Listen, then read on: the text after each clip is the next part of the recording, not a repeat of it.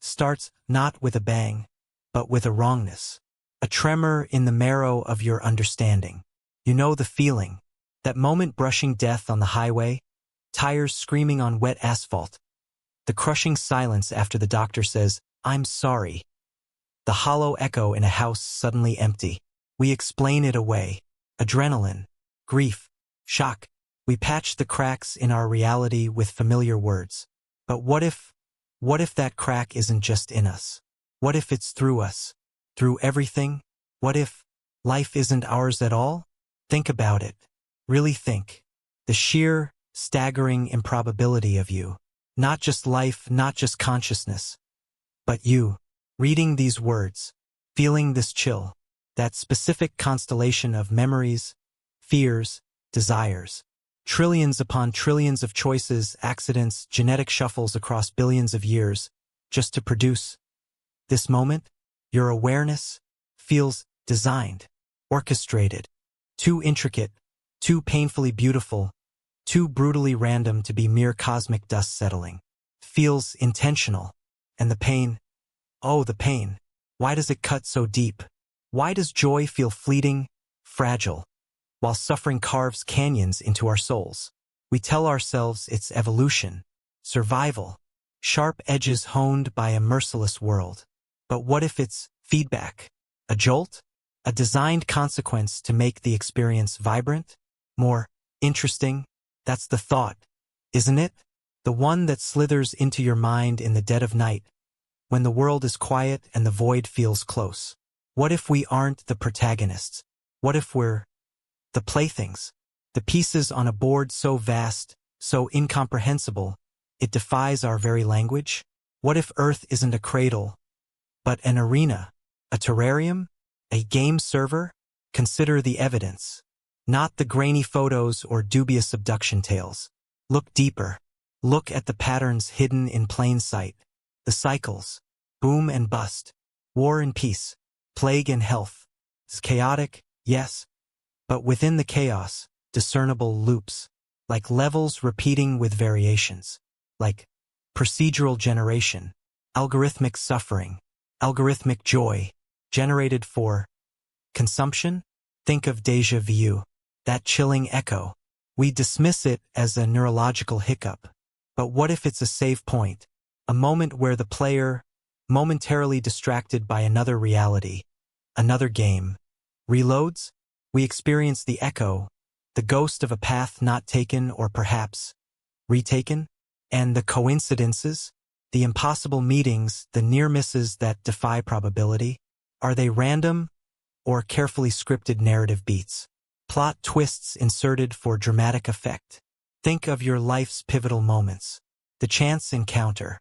The missed bus that saved you from disaster. The phone call that changed everything. Luck? Or directed input? The Fermi paradox screams it. Where is everybody? The universe is unimaginably old, unfathomably vast. Life should be teeming. Civilizations should have risen and fallen a million times over, their signals flooding the cosmos. Yet silence. An eerie, profound silence. Why? Perhaps because advanced civilizations don't broadcast. They observe. They curate. They play. Why announce yourself to the ants when you're building an ant farm? Why risk contaminating the experiment? The game. We are not neighbors in a galactic community. We are exhibits. Subjects. Avatars. Imagine them. Not little green men. Not bug-eyed monsters from Pulp Fiction. Think beyond. Entities of such staggering intellect, such ancient power, that our entire concept of reality is a fleeting thought to them. Time isn't linear for them. It's a landscape, a manipulable construct. A billion years is a lazy afternoon. Our struggles, our triumphs, our fleeting lives, our entertainment. Diversions. Perhaps they wager on outcomes. Perhaps they compete to craft the most intricate tragedies, the most unexpected triumphs. Maybe they're bored gods. Maybe they're cosmic scientists running complex simulations. Or maybe, just maybe, they're simply gamers. And humanity? We're the latest immersive RPG. Ultra-realistic, unbelievably complex, painfully engaging. That's the true horror, isn't it? The violation, not of our bodies but of our meaning. Every tear shed, every laugh shared, every act of love, every scream of agony, potentially reduced to content. Data points, points scored, achievements unlocked. Your deepest grief? A compelling cutscene. Your greatest love? A side quest completed. Your entire existence? A character arc designed for maximum emotional impact for them. The Holocaust? A grim expansion pack. The Renaissance? A visually stunning DLC. Your personal struggles? Microtransactions of suffering, paid for in the currency of your soul. You feel it now, don't you? The unsettling gaze. Not from the shadows of your room, but from beyond the screen of reality itself. That prickling on your neck is not paranoia. It's the weight of observation. The uncanny valley of existence. Why does technology feel like it's advancing us, rather than us advancing it? Moore's Law? Or a player upgrading the server hardware for better graphics, smoother gameplay? Why do we push towards AI, towards merging with the machine? Is it progress? Or are we unconsciously fulfilling the game's endgame? Becoming more efficient playthings? And the glitches? Oh, the glitches we dismiss. Mandela Effects. Shared false memories. Are they errors in our collective neural net, or patches applied to the simulation? Updates rolled out while most of us are offline. Asleep? Those moments of impossible physics, objects falling up, brief flashes of impossible geometry in the corner of your eye. Are they system errors? Or the player momentarily clipping through the map? Testing boundaries? The animals that behave unnaturally, the plants that grow in impossible ways. Are they non-player characters bugging out? Or environmental assets misplaced by a careless player? This is the cage we cannot see. The bars are made of our own perception, limited and filtered. We are fish in an aquarium, convinced the glass is the edge of the universe, unaware of the giants peering in. Our religions, our philosophies, our desperate searches for purpose. Are they profound truths? Or lore crafted by the game, for the game? Instructions whispered into the collective unconscious to guide the narrative? To make the suffering meaningful within the context of the playthrough? The promise of an afterlife. Is it salvation? Or simply the loading screen for the next level? The next character? The existential dread isn't just about death. It's about futility. It's the crushing realization that your free will might be an elegant illusion. A complex algorithm predicting your choices based on 1 trillion data points, making you feel like the author of your life while you dance on invisible strings. That brilliant idea? A scripted event trigger. That sudden impulse? A hotkey pressed by a player miles high in an orbital command center. Your greatest achievements? Quests completed. Your soul-crushing failures?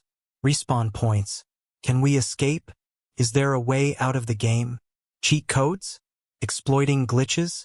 Perhaps enlightenment isn't reaching nirvana, but achieving admin rights? Glitching out of the simulation? Or is that just another level?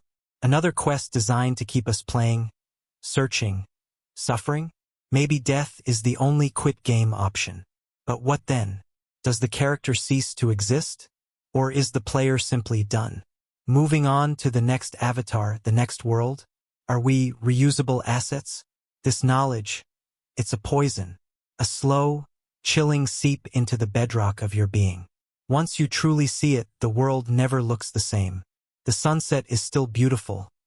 But is it rendered? The touch of a loved one still warm? But is it programmed affection? Is your love real? Or is it code written to ensure player engagement? To make the inevitable losses hurt more? They are watching, right now. Can you feel it? The subtle shift in the air? The unnatural stillness? They are observing your reaction to this very narrative. Is this log a desperate warning from a previous player? A fragment of code that slipped through? Or is it part of the game? A meta-narrative? A horror quest designed to maximize this specific flavor of fear? Are you the intended audience?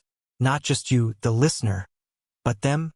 Is your terror the point?